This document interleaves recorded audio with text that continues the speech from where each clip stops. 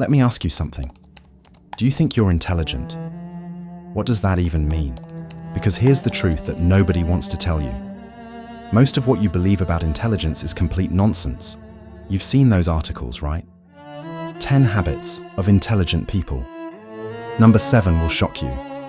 Intelligent people are messy. Intelligent people curse more. Intelligent people hit the snooze button. It's clickbait garbage designed to make you feel good about your bad habits. The reality is far more interesting and far more uncomfortable. Let's start with the basics. What is intelligence? Go ahead, try to define it. You probably think it's some vague intellectual capacity, right? Something you're born with. Either you have it or you don't. Wrong. Intelligence is your ability to solve problems and adapt to your environment. That's it. But here's where it gets complicated, and this is where everyone screws up. The scientific community has been arguing about intelligence for over a century, and they've split into 2 major camps. The first believes in general intelligence, a single factor they call the G factor. This is what IQ tests measure.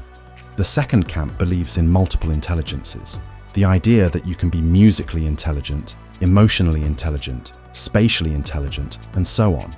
You've probably heard of this. It sounds nice. It makes everyone feel special. Here's the problem. It has 0 scientific backing. None. Let me tell you about how IQ tests were actually created, because this will blow your mind. In 1904, a French psychologist named Alfred Binet developed the first IQ test. But listen to why. The French government wanted to guarantee education for every child. Noble goal, right? But they had a problem. If you're going to force every kid into school, you can't just sort them by age. Some 8-year-olds are ready for advanced material. Others aren't. Some have disabilities. Others don't. They needed a way to group children by actual cognitive development, not just age. So Binet created a test with 30 questions. Kids would answer until they started getting them wrong, and boom, you knew their level. It was brilliant. But here's what's crucial. This test was designed for public policy, not for judging individuals. It was meant to measure populations, not to tell you whether you're smart or stupid. But of course, that's exactly what happened. Parents started using it to label their kids. Schools used it to discriminate. And suddenly, a tool designed to help became a weapon to hurt. By the 1980s, there was such a backlash against IQ testing that the multiple intelligences theory exploded in popularity. Howard Gardner published his theory of 9 different types of intelligence: musical intelligence, bodily kinesthetic intelligence, interpersonal intelligence. It felt good, it felt fair, and it was scientifically worthless. Here's why. For a theory to be scientific, it has to be testable and falsifiable. You need to be able to prove it wrong. Gardner's theory, you can't test it properly. There's no reliable way to measure musical intelligence as a separate, independent thing.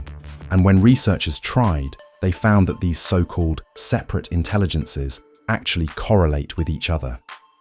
If you're good at math, you're more likely to have a good sense of rhythm. If you're verbally skilled, you're probably better at understanding social dynamics. It's all connected. The real breakthrough came when researchers discovered that general intelligence isn't fixed. It's not something you're just born with that never changes. Intelligence has 2 components, fluid and crystallized. Your crystallized intelligence is what life has done to you. Every experience, every education, every trauma, every triumph, it leaves a mark. If you studied psychology before statistics, that's different from studying statistics before psychology. The order matters. Where you grew up, what language you learned first, what school you attended, whether you were rich or poor as a child. All of it crystallizes into how your intelligence manifests. Your fluid intelligence is what you do with what you've got. It's how you adapt to new situations given your existing crystallized knowledge. And here's the kicker. Both can change. Your intelligence right now is not your intelligence in 5 years. It depends entirely on what you do with your life. Studies on identical twins prove this. When they're children, their IQ scores differ by only 2 or 3 points. But as they grow older and live different lives, that gap widens dramatically. Same genes, different experiences, different intelligence levels. During childhood, only 30% of your intelligence is determined by genetics. In adulthood, 80%. Why? Because by then, your crystallized intelligence, your life experience, dominates everything. This is why the biggest educational investment should be in elementary school, not university. Young children are cognitively flexible. You can actually change trajectories. By the time someone reaches college, their crystallized intelligence is mostly set. You're just polishing what's already there. And here's something that'll make you uncomfortable. The average IQ has been rising about 3 points per decade in developed countries. It's called the Flynn effect. Does that mean we're getting smarter? No.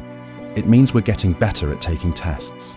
We live in a world that constantly evaluates us. School, work, standardized tests everywhere. We've adapted to being measured. That's not intelligence. That's conditioning. Now let's talk about talent, because this is where people really lose the plot. You think talent is innate. You see a kid play piano beautifully and think, wow, natural talent. Wrong. That's aptitude plus effort. Aptitude is what catches your attention, what you're drawn to. But aptitude without work is nothing. That kid practiced every single day. The myth of innate talent is dangerous because it hides the truth. Talent is constructed through relentless effort.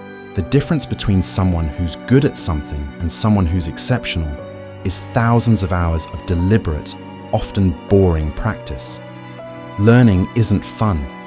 Realizing you've learned something is fun, but the actual process, it's tedious, repetitive, and difficult.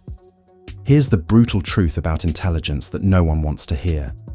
You're only as intelligent as the problems you solve. If your life has no meaning, if you're not moving, if you're not producing, you will feel stupid. Because intelligence is movement. Intelligence is engagement with reality. Intelligence is the continuous struggle to understand and adapt. So those articles telling you that intelligent people are messy or lazy or hit snooze, they're missing the entire point. Intelligence isn't about habits. It's about what you do when life gets hard. It's about whether you keep learning when learning is uncomfortable. It's about whether you keep moving when staying still would be easier. Your intelligence right now is not fixed. It's not determined.